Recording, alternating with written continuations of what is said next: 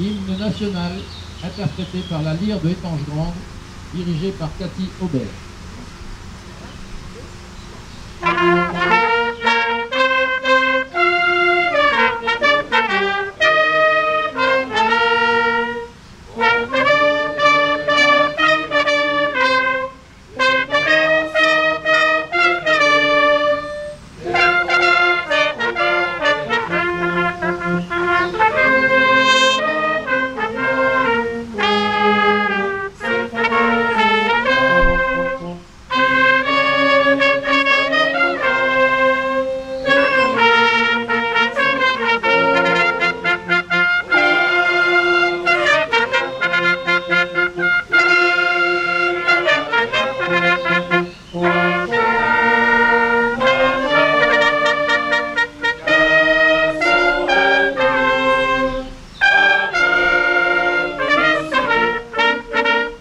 Chant des partisans.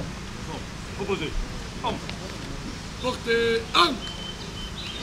Proposé un.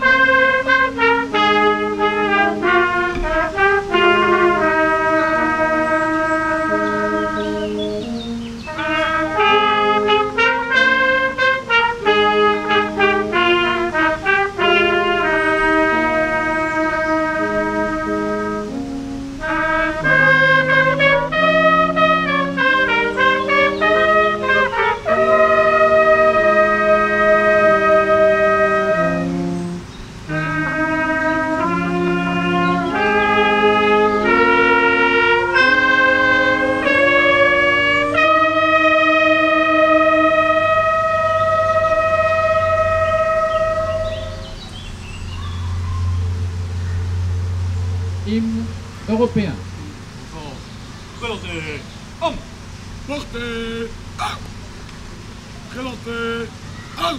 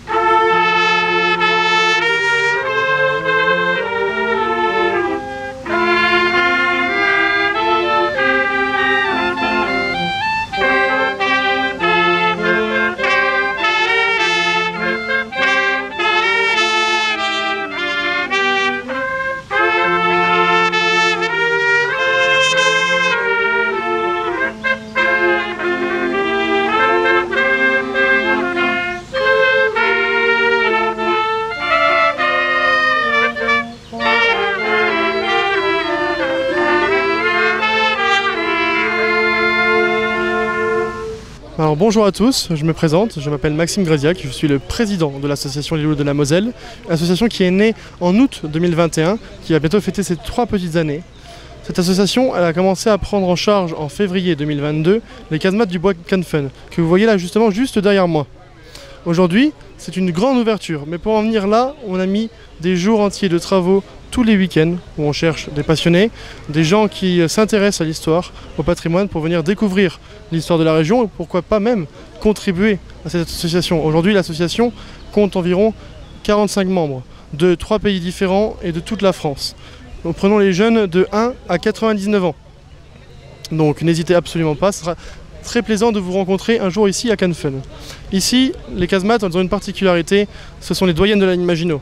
Avant la construction même de la ligne Maginot, il a fallu faire des prototypes, des tests et des essais. C'est ici que tout a eu lieu, dans les années 30, bien avant même le début de la Seconde Guerre mondiale, que tout a été testé ici, dans Cannes Fun. Des modifications lourdes qui ont permis d'avoir une fortification des plus optimales pour la campagne de mai-juin 40. Alors pourquoi les loups de la Moselle? Effectivement, très bonne question. Alors les loups de la Moselle en fait vient du nom d'origine du 169e régiment d'infanterie, qui s'était fait appeler par les Allemands les loups noirs dans le bois-le-Petre en 1914. Donc le nom en fait revient parce qu'il s'appelait la division des loups en 1940. Nous avons décidé de nous rappeler les loups de la Moselle, tout simplement par le lien entre la Moselle, notre secteur fortifié, et le régiment, le 169e régiment d'infanterie.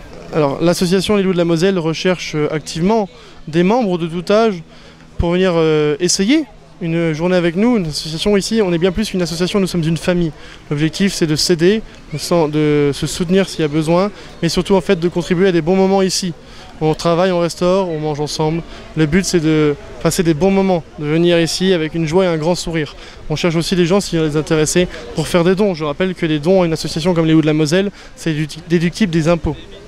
Donc votre argent, si vous la donnez dans les casemates de Cannes Fun, sera investi à bon escient.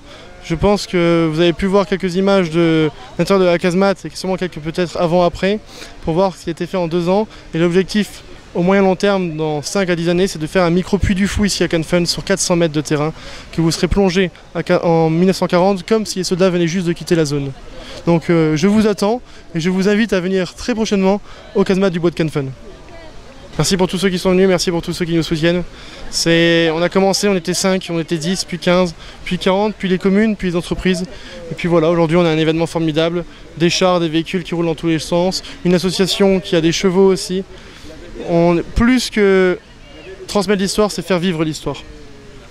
Donc merci pour tout.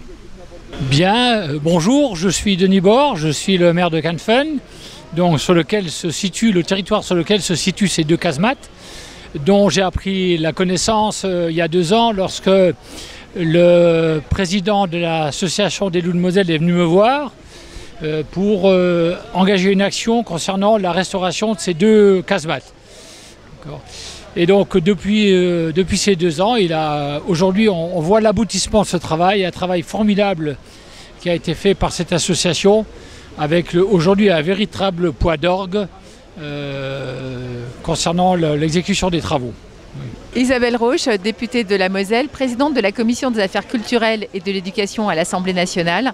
Et vraiment, je tenais fortement à remercier les Loups de Moselle pour leur action, pour ce qu'ils ont fait sur ce territoire et de remettre en valeur les casemates. C'est très important, notamment en ces jours où on voit que la guerre peut être encore à nos portes, de soutenir ces associations qui œuvrent pour la promotion de la mémoire. Donc vraiment, encore un grand merci et félicitations pour leur action.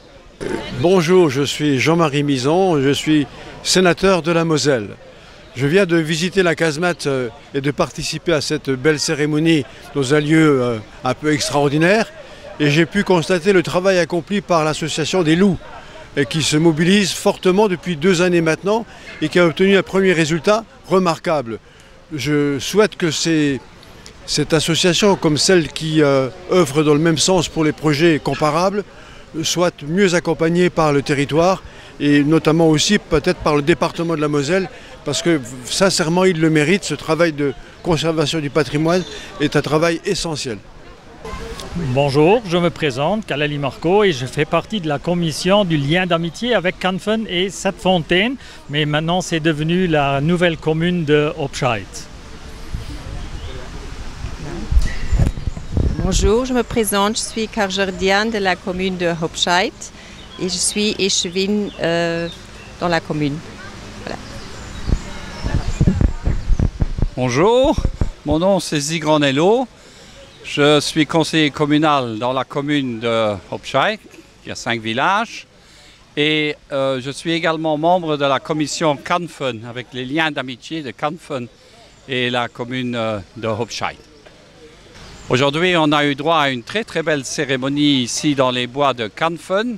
Et on souhaite au Loup de la Moselle de continuer dans la restauration des casemates ici de ce fort de la ligne Maginot, comme on a pu l'entendre aujourd'hui. Ils ont organisé une très très belle cérémonie. C'est grâce à eux qu'on a pu venir jusque dans ces bois vraiment profonds. Et c'est merveilleusement bien restauré.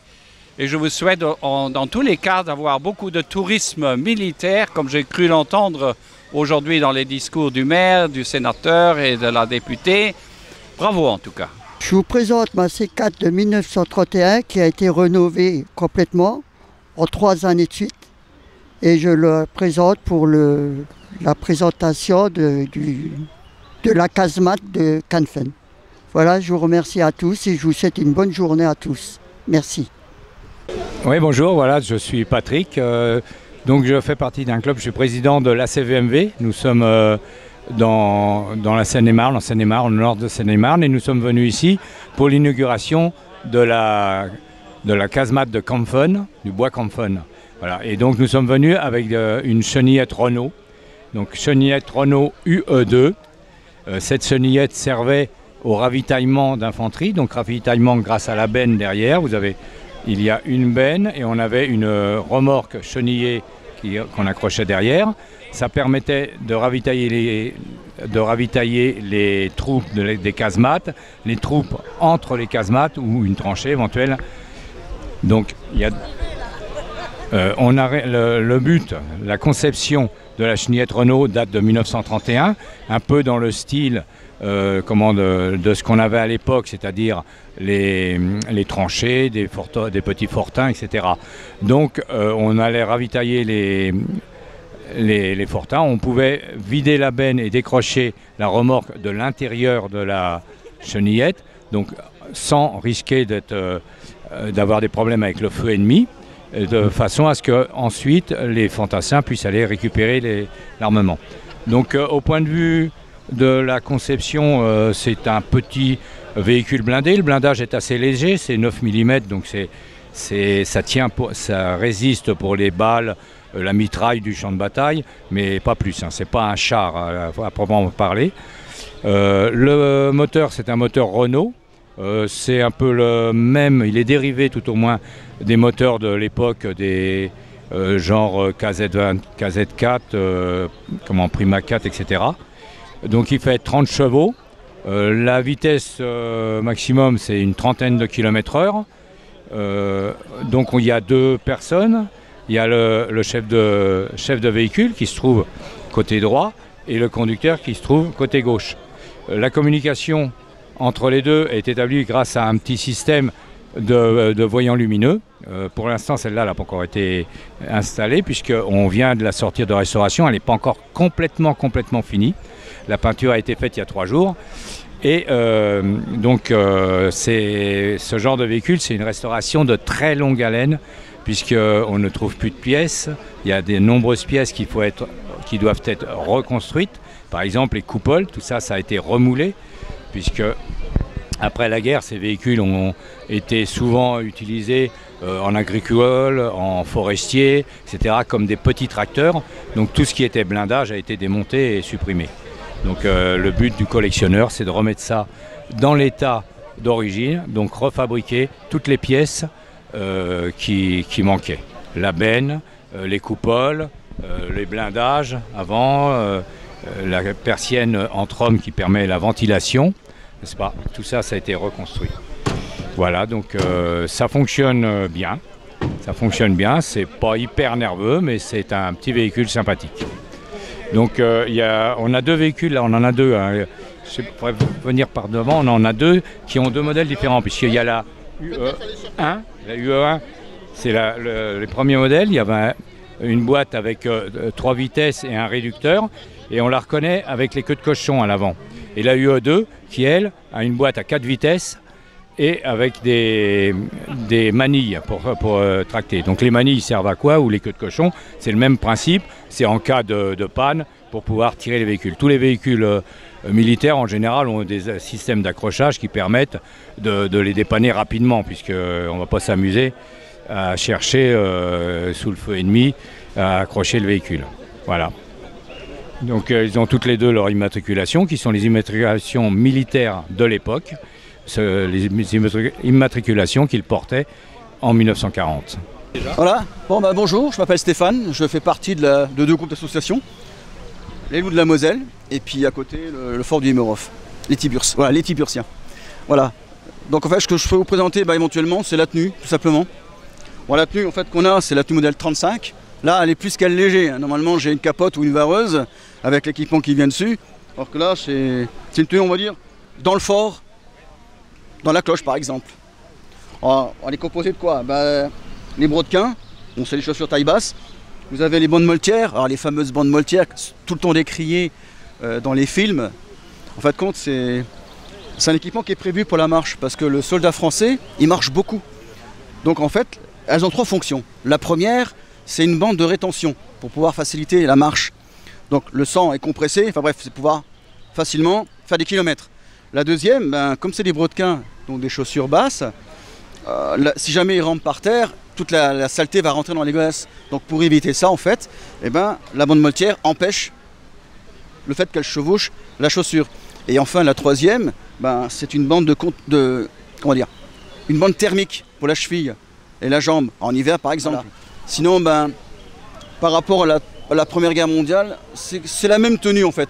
La seule chose qui va changer, c'est la couleur. Par exemple, en plus, particularité, les soldats de la ligne Maginot sont les derniers soldats à utiliser la tenue bleue.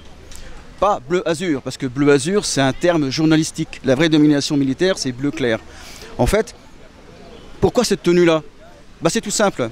Quand la guerre commence, quand la France commence la guerre en 1914, on a encore la tenue de 1870. Donc le pantalon, la veste bleue, la capote gris de flair bleuté et le pantalon Garance. En plus, je veux dire, c'est plus adapté parce que la guerre, quand elle commence, c'est une guerre de mouvement. Mais très vite, en moins d'un an, ça va devenir une guerre de position. Donc il faut réadapter l'uniforme, en sachant que la France est innovateur de pas mal de choses. Par exemple, le premier pays au monde à inventer une tenue camouflée, c'est la France. Les tenues existent, mais elles n'ont pas été acceptées par l'amirauté. Donc quand on fait la guerre, puis vous savez, en France, on est très, très cocorico, très conservateur en fait. Et tout ce qui est nouveau, on n'aime pas. Et il y avait même un général français, je ne sais plus lequel, avait dit que l'uniforme français, c'est le drapeau. C'est la couleur du drapeau. Bleu, blanc et rouge. En 1870, c'est ça. Vous aviez la musette aussi qui était blanche, vous aviez des guêtres, je crois que c'était en été, qui étaient blanches, enfin crème. Et tout ça, ça va être retiré, déjà pour être un peu plus discret. Mais contrairement à ce qu'on pense, le pantalon Garance, il n'est pas aussi voyant que ça. En fait, je pense que c'est la conjugaison des deux couleurs qui fait que le soldat français de 14 est beaucoup plus visible que ses autres. Et donc tous les autres belligérants ont des tenues plus appropriées. Et en France, on n'a pas de quantité suffisante en stock pour pouvoir équiper l'armée française. Donc en fait, les seuls soldats français qui vont porter l'uniforme adéquat, c'est les tenues coloniales. Et en fait, on va chercher en fait quelle couleur on peut produire en grande quantité. Et celle qui est le mieux adaptée, enfin c'est le moins pire du mal en fait, c'est le bleu. Donc c'est pour ça que les soldats français en 14, à partir de 15, portent cette nouvelle tenue bleue. Bleu donc qui va être remplacée par la tenue 35. Mais au niveau équipement, c'est la même chose. Les brelages vont un petit peu changer, mais c'est tout. L'armement, pareil, le soldat de la ligne Maginot, il a plutôt le mousqueton Berthier, parce que c'est une arme compacte. Quand vous passez des portillons des portes blindées, si vous avez un Lebel ou autre, c'est un petit peu gênant. Donc c'est pour ça que c'est une arme privilégiée par rapport au Maginot. Sinon le béret, voilà, c'est une couleur fantaisie, mais normalement le béret a la même couleur que l'uniforme, et il n'y a que les troupes de Maginot qui portent cet uniforme, enfin ce couleur de béret. C'est vraiment propre à Maginot. Par exemple, vous avez les blindés, et les blindés, en général, c'est un béret noir. Voilà, donc c'est l'identité. Sinon, l'uniforme, il est exactement le même dans toutes les armées. C'est bon? Vous regardez? Oui, s'il vend du jus de pomme. Le commerce. On doit la faire en deux. Monsieur Gréziac, vous ne bougerez pas, vous restez là.